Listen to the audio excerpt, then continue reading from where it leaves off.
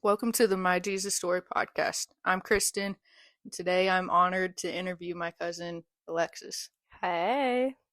So, a question we like to start out with is when did you first encounter Jesus?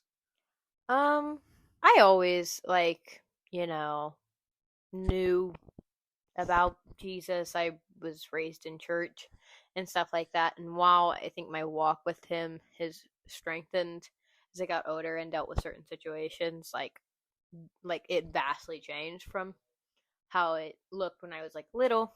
It's always something I've been exposed to. It was always a normal to me. So, I like I remember getting saved, like actually saved when I was like 8, but it's just been kind of a roller coaster of emotions since then. So, but I've always been around Jesus. Um, have you ever had a time that you found serving Jesus was especially hard or especially easy? Definitely a time when serving Jesus was especially hard.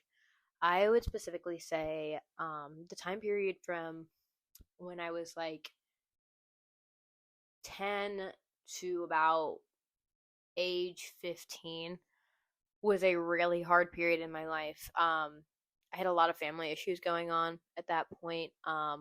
Growing up without a dad in the home, and then randomly when you're 10, getting thrown into a new home with new step siblings, a new stepdad, and a lot of other factors that is completely new to you, considering you grew up an only child with no father figure, and then the person who was supposed to be that father figure for you ended up being a not so great person. Um, it was a pretty abusive situation and stuff like that. And I remember, like, in that time period, in those 5 years, when everything was just like you had to put on a face to act like you were okay. And I found it really hard because showing up to church every Sunday, being super involved in the church, seeing the person who was abusing you and abusing the kids you looked at as your siblings every day and treating you like you were worthless, being super involved in the church and getting up on a pulpit and saying things that he wasn't truly practicing in the home. It was really hard. And it had me asking a lot of questions of like, why would God allow this? Why would God let someone be like so awful to the people who he's supposed to love the most? Be so like, why would God allow him to be up there and fool everybody? Why am I in this situation? What did I do to deserve the situation? Why am I not worthy of a father figure? And I remember that specific time in my life being super duper hard because it was a matter of anger and it was a matter of confusion because I could not wrap my head around why God would let that happen to me, why I was undeserving, what I did um, to be put in this situation. And it wasn't until I was out of that and a lot of healing for me to understand and have different views on why I was in that situation, um, and that it wasn't my fault. I didn't do anything wrong, and I wasn't undeserving of love in that situation. But I remember that 5 years because that's a really developmental time in your life. That, I mean, 10 to 15. Oh my gosh, there's so many changes that happen in that period, and so just the changes, the growing pains of that season, and then on top of that, being in a really really rough situation. I think that was the hardest time for me. Um, with my relationship with God. How did you lean more into God and trust Him, I guess, during that time? Um, Honestly, I will be so honest. During that period, I didn't really see any actual growth in my walk with God till I was out of that situation. And while there's things I wish I could go back and change with and I think if I would have leaned on God, I would have been, you know, I would have been able to handle things a little bit better. Um, that's honestly not what happened. And, I think everybody has those moments. I found myself definitely leaning on the world more so during that because I was angry at God. I was angry at God because I thought that it was his fault. I thought that this was his fault. And it wasn't until I was out of that situation and kind of got a view of the bigger picture is when I was able to heal and work through those things and restore that relationship with God and understand it wasn't his fault, it wasn't my fault, and that, there was a lot of other factors at play in that situation. So, I don't think that growth really happened until I was out of that situation. Um, do you have a story about God that you know was sent from Him? Um, I think that honestly, my entire testimony surrounding growing up, especially in that abusive environment during that period, I think that situation, while I don't think that the people who got hurt in it or anything like that was sent from God, I think that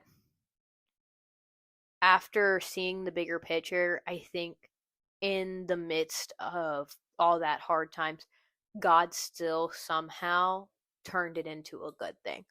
While I would never wish what I had to go through and the things I had to see on my worst enemy, and I won't go into the detail because there's a lot of stuff to it, but I would never wish any of that on my worst enemy. But being out on the other side and now seeing the way that God turned things around and how God worked through me and taught me so many lessons surrounding healing, forgiveness, that I don't need an earthly father because I have such an amazing father in heaven. And all of the lessons that got wrapped up in that situation, I would not take back me experiencing that situation for the world.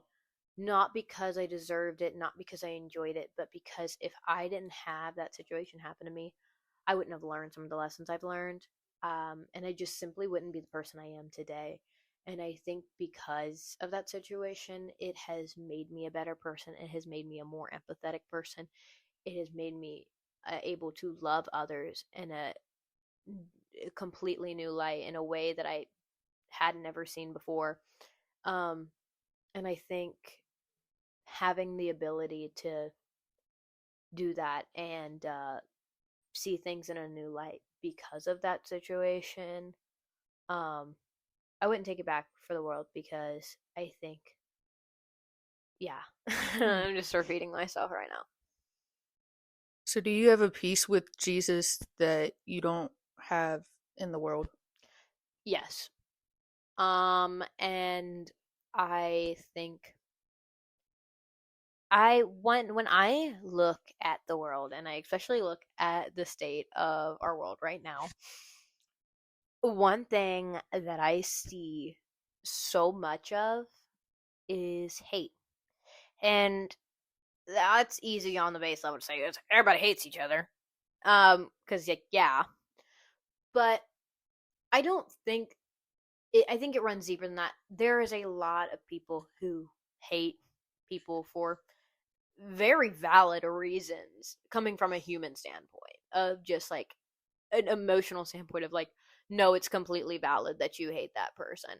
And I think a lot of people feel that way. People feel that way about their abusers. People feel that way about just a lot of different situations. Terrible, terrible situations have happened to people. And that is the reason that they hate XYZ thing, XYZ person. And for a long time after getting out of that abusive situation I was in, um, I hated my father figures. I think I had a pretty much deep rooted hate for men, and it kind of like, while obviously I didn't like hate every man that I've ever encountered, I knew deep down like it was just kind of like built in, and um, I I hated my father figures for like betraying me. They were supposed to protect me. They were supposed to be there for me, and they weren't. And just a lot of stuff I saw. I had a very very deep hatred in my heart for that, and I realized as I started healing and I started, you know, walking towards forgiveness, I came to the conclusion I was like, wow, I need to forgive for myself too. I don't think hating anybody hurts anyone on the outside other than you, especially in situations where it's your abuser, it's your whatever. If they cared, I have a feeling they probably wouldn't have done that to you in the first place.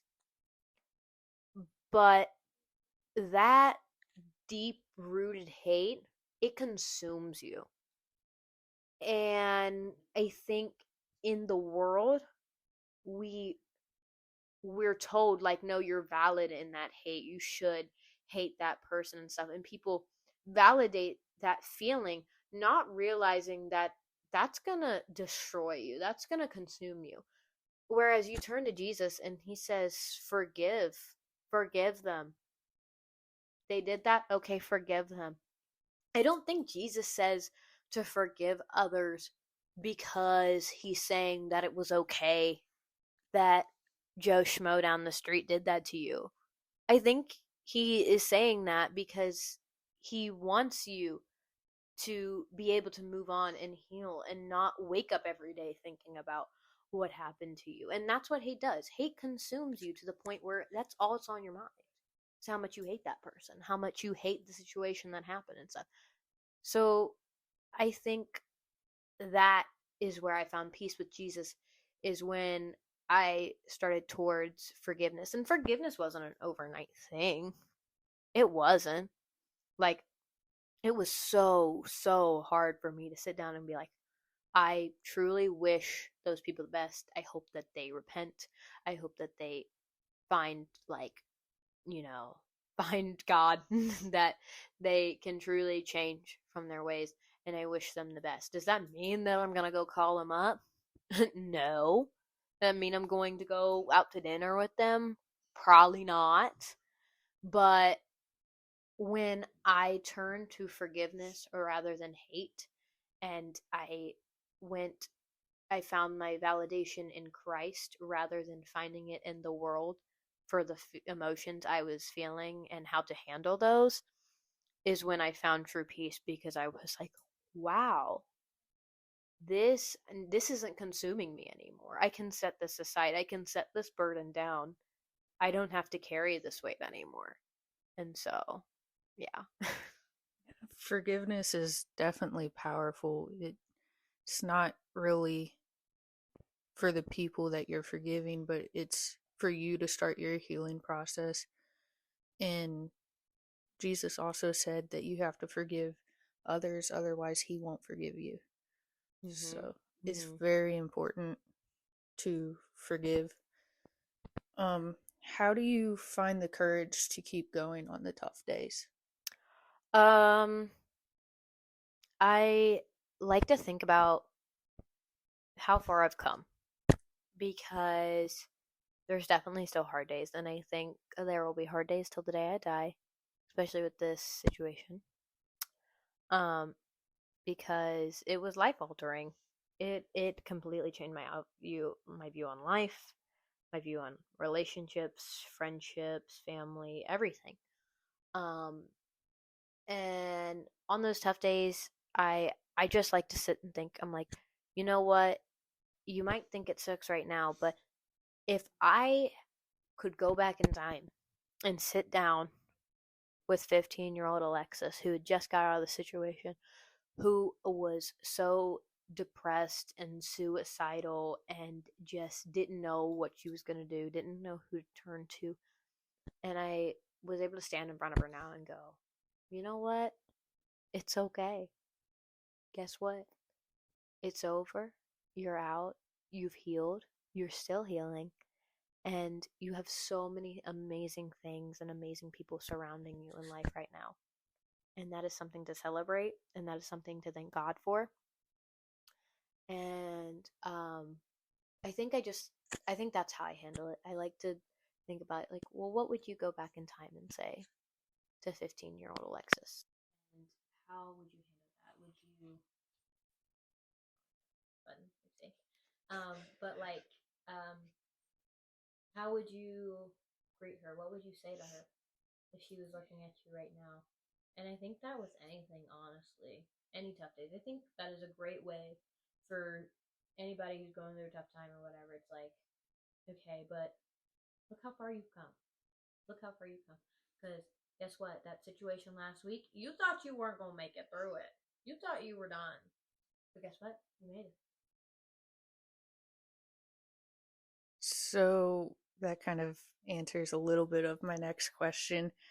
Um, what kind of advice would you give somebody in a low point in their life? I think if I had to give advice to someone in a low point in their life, um, it's just to persevere, um, lean on God, but also give yourself some grace. I think a lot of times when we're in rough situations, we don't tend to turn to God first and we go, how am I gonna do this? How am I gonna do all this? How I can't do this. I can't do No, you're right. You can't do this. You need God to help you. And we completely put that out. If you have God and you lean on Him, it makes it a million times easier. It's not going to be perfect. It's probably not going to be pretty, but it's definitely going to be a lot easier than trying to handle all of that by yourself. And so lean on God and just trust that He's got you and you're going to make it out. And give yourself some grace because you can't do it all, but you can do it with God. What lifts your spirits on the tough days? Is it music or singing or Um, preaching? Definitely music and singing. Um, I, as a um, singer myself, I think that is one of the most beautiful ways we have the ability to worship God is using our voices and music to worship Him and uplift Him. And I think that is a great outlet whenever you're feeling stressed, whenever everything just feels too hard to handle. That's one way that you can connect with God spiritually. That's one way you can connect with yourself. That's one way you can connect with others. I feel like music and like vocals and things like that, it's such a universal thing. It's like the language that everybody understands. And I think that's what helps me the most because it's like, you know what? I just need to lay here. I need to belt out a few notes. And it just feels like you're just like letting everything go and you're just giving it up to Him.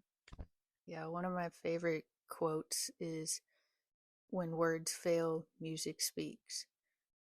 So, music is definitely very powerful. Have you seen extreme change in anyone through God that inspired you? Well, recently I have. Um, I, what's his name? I think it's John. He goes to my church and I don't like talk to him that much. But he's been going there for a while now, and he came in from a. He first started coming to our church from a drug rehab center, and he completely flipped around his life and gave it to God. And him and his wife have been attending ever since, and he is just the friendliest, coolest person you'll ever see. And the change that I saw in him is so amazing. And then recently, he was at work and an accident happened to him, and the doctors told him that he will be paralyzed, like, for the rest of his life. And for a man who is relearning how to do everything in his life now because he is bound to a wheelchair at the moment, the joy this man has is beyond me. It's almost like shocking. Like, I've had multiple people come up to me and they go, I don't understand how he's so happy. Obviously, you don't want to be like down and like pressed and not want to do anything, but he is like I guess for a situation like that happening and your life being completely flipped up on its head and you being told that you will never be able to walk again, first off, he's believing for a miracle, and I believe that too. Um, but he's just like, it's whatever. God still got me. It's good. And he is just as happy as can be.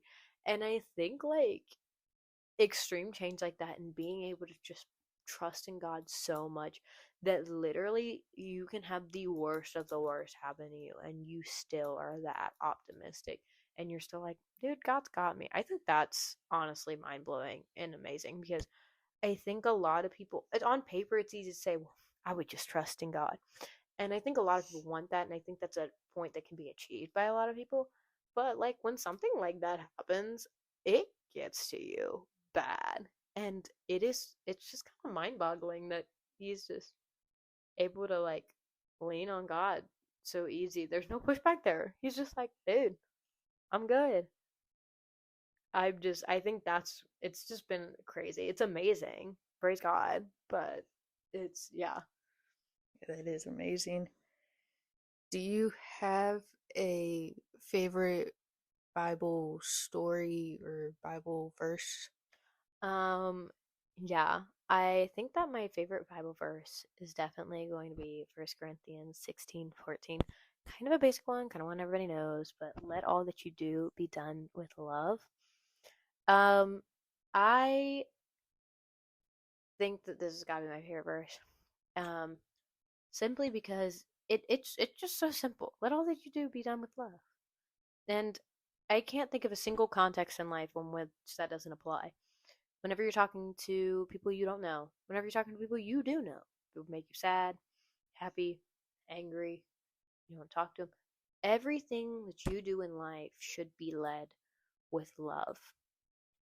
Not saying that every person on the planet has got to be your favorite person, but wishing harm on them, wishing this happens to them, XYZ thing happens to them, hating them, anything like that is so beyond me because at the end of the day, that is another human.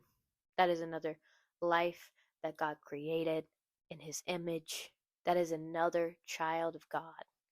And while there are so, I think this especially speaks so much volume recently, especially like within our recent like political climate, which I won't get like political, but I will say this. If every single person is created in the image of God, he had a plan for them. He, you know, whether they are currently following that plan, whether they are currently seeking after him, it's a different story. But still, he loves them. He loves them so much because that's his creation. And I've noticed recently that a lot of people will say one thing and their actions are another. And I think it's a matter of saying, if you have differing beliefs of someone, different outlook on life or anything, you still gotta love them, and and you mean that. It's easy to say, "Well, I love ya, but you're different than me, so I want XYZ thing out of you." No, that's not how that works. I'm so sorry. So I specifically like that verse because I think it speaks volumes, and I think a lot more people should carry something like that with them. It's like everything you do should be done with love. And I'm sorry, love is not hurting others. Love is not wanting to see others fail. Love is not, that's not what we want for others. You're not going to get along with everybody. You're not going to agree with everybody. Everything's not going to be ponies and rainbows all the time. Nobody ever promised that. Nobody ever said that everything was going to be just peach keen, A-okay all the time. Because it's not. Because it's life. But you should still love them. And I think that seems to be a lost thing on us recently. That's definitely true. It seems like people have more hatred for others than they do for love. Or and they have love for others. Yeah.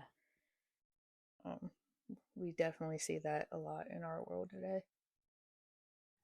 Since I am your older cousin and I do know the events that have taken place in your life, um, would you mind talking about the miracle of the parade float? I would love to. I'd be honored to share this lovely story. Um, I will go with the disclaimer. I am okay after the story. Um, it is a miracle I survived this, but now I think it is the funniest thing that has happened to me yet to date. She does make a lot of jokes about it.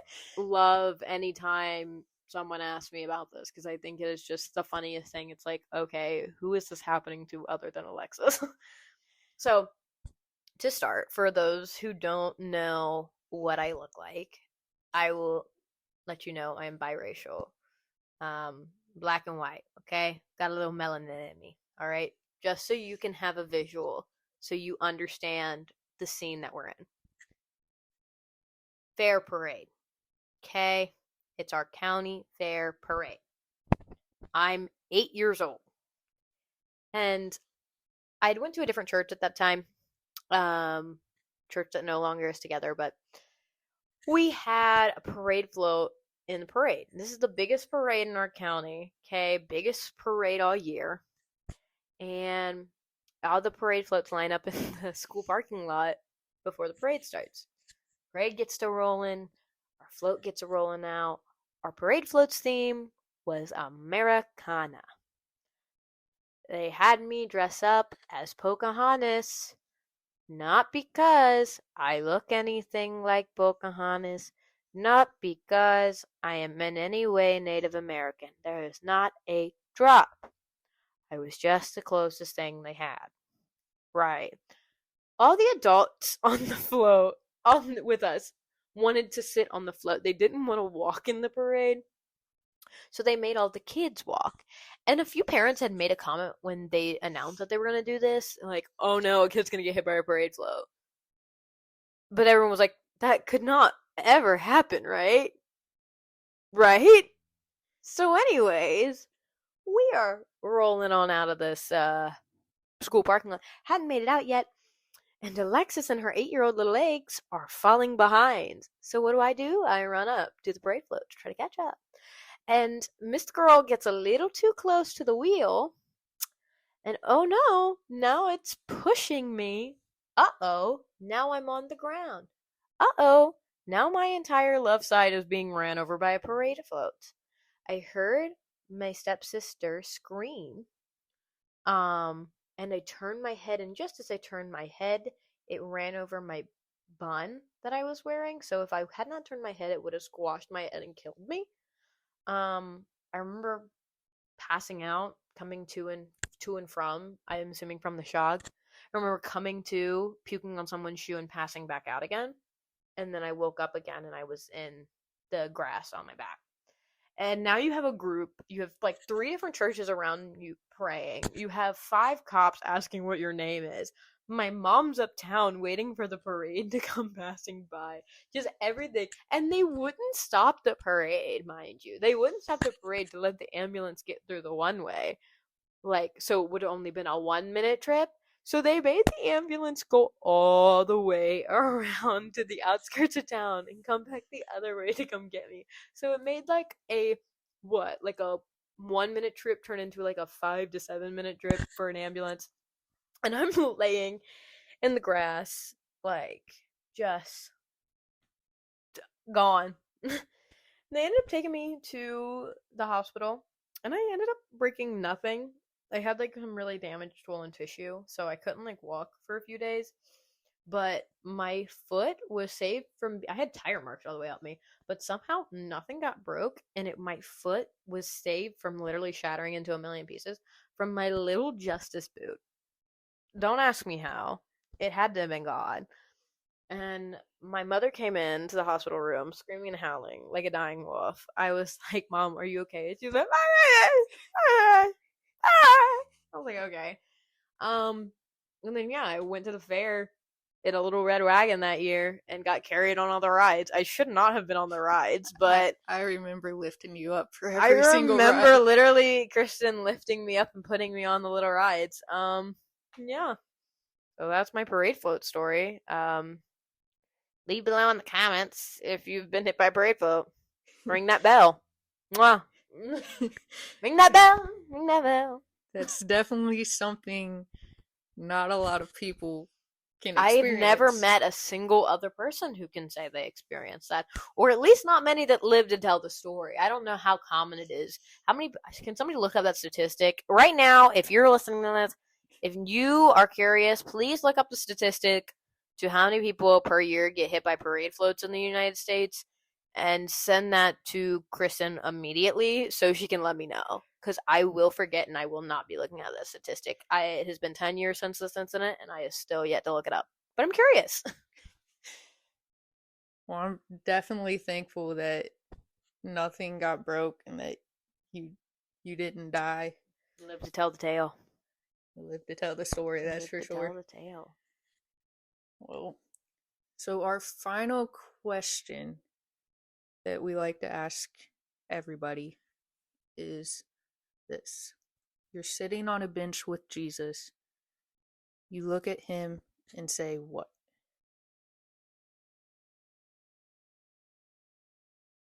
Let me ponder.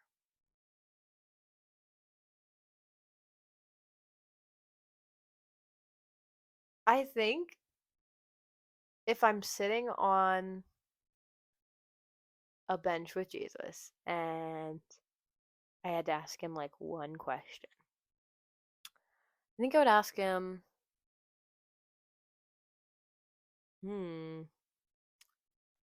I think I would ask him, like, just why? Why to a lot of the things going on in our world? Kind of just like a little insight into the mind of Jesus, how he views things. I think today's age, even within the Christian community, there is so many different variations how we perceive his word, how we perceive others, theology, XYZ thing. And I think because of that, not saying that one person is wrong or one person is right, but I think those big differences where we disagree on a lot of those things, we carry those thoughts and opinions and things like that into how we handle different situations, how we view different situations, and we'll tell others like, "Hey, this is wrong or this is right and this is that." But there's just certain things that I'm just like, I feel like I can see both sides of things, and I'm just like, I want to hear it from the source. If I had to sit on a bench with Jesus, I would just ask him, "Why? What do you think about literally anything and everything? Please, can you answer it all?" I think that's what I'd ask. I don't know. That's a good answer. Well, thank you, Lexus, for coming on to the podcast. Woo. And thank you guys for listening to the My Jesus Story podcast. Tune in next episode for another encouraging testimony on My Jesus Story.